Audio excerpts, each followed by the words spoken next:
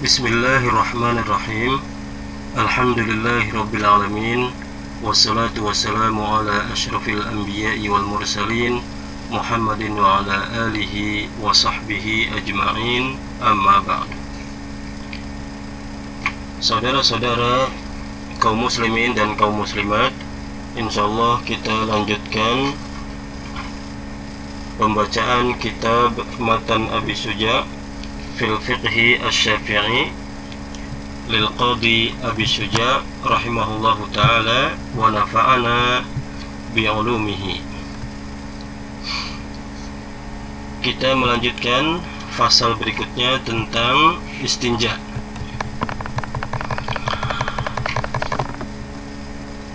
Qala al-muallif rahimahullahu ta'ala faslun, fasal. Wal istinja'u wajibun minal bauli wal ghaiti.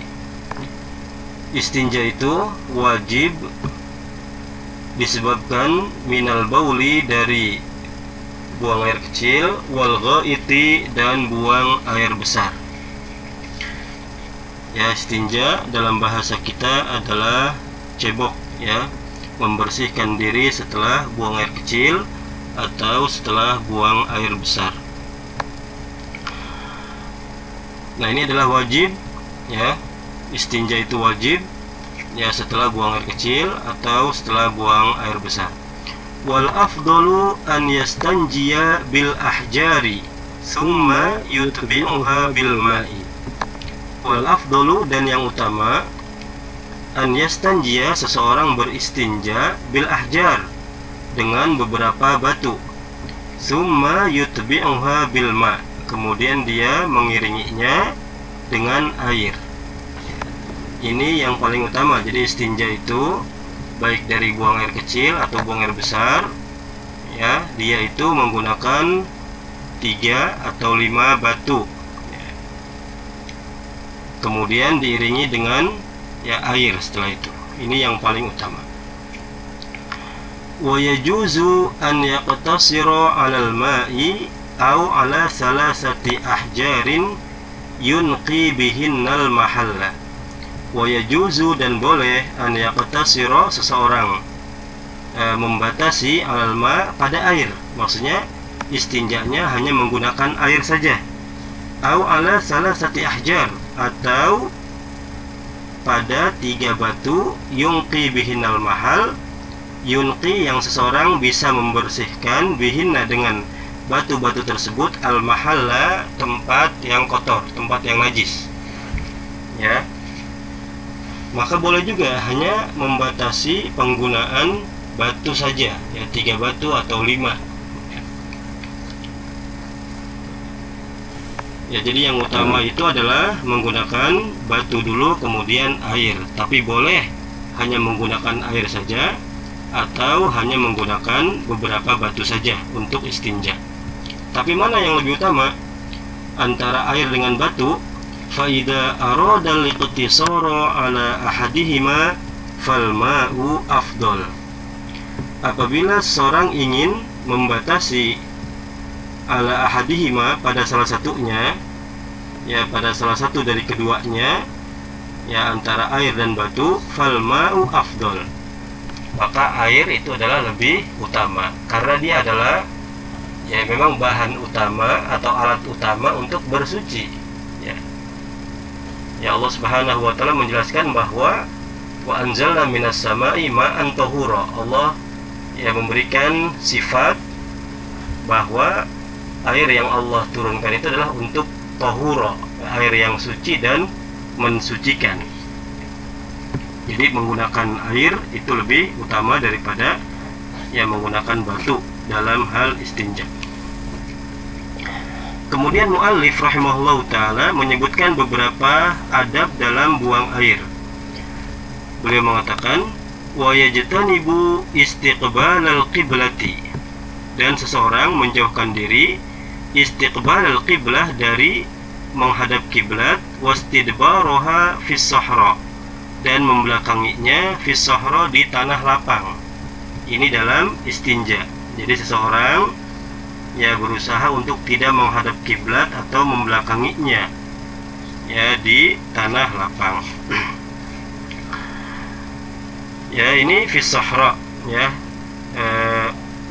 Ada pembahasan yang cukup panjang dari para ahli fikih tentang bagaimana hukum menghadap kiblat atau membelakanginya dalam hal ya buang air. Banyak sekali pendapatnya ya dalam hal ini. Sebagian mengatakan pokoknya mutlak, mau di tanah lapang atau bangunan tempat tertutup itu tidak boleh.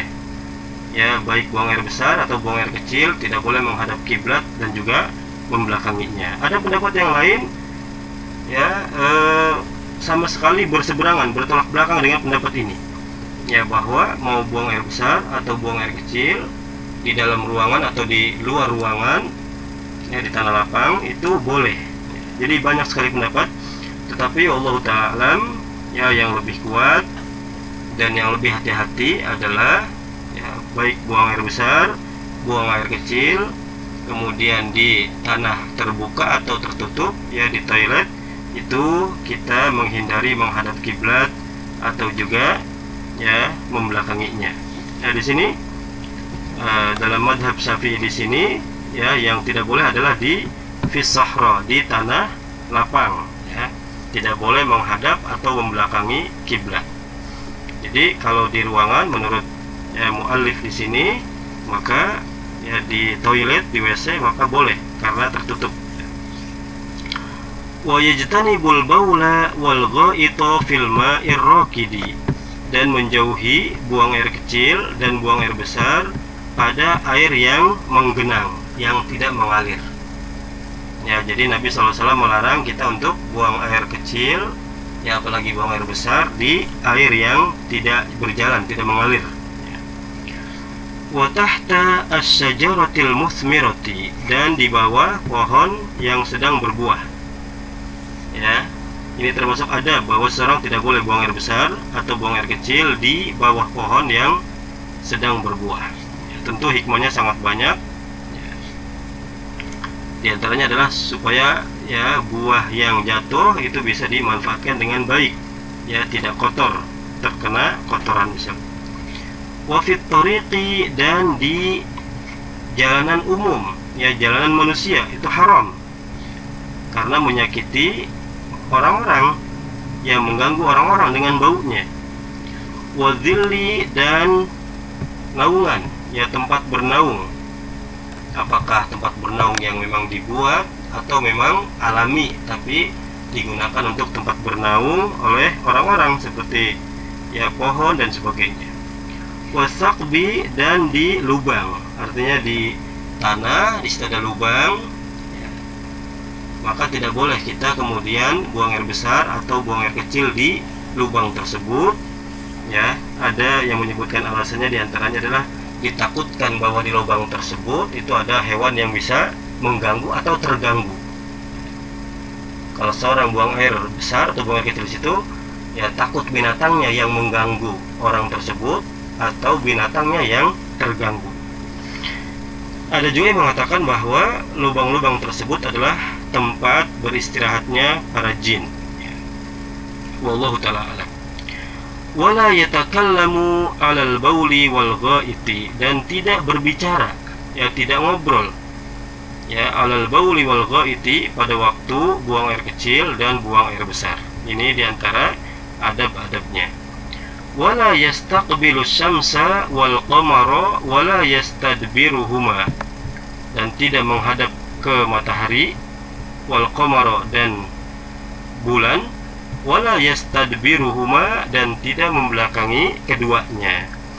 Ya, tapi ini hadis yang menjadi sandaran bahwa tidak boleh dalam buang air besar atau buang air kecil menghadap matahari dan menghadap bulan. Itu adalah hadis yang lemah, ya.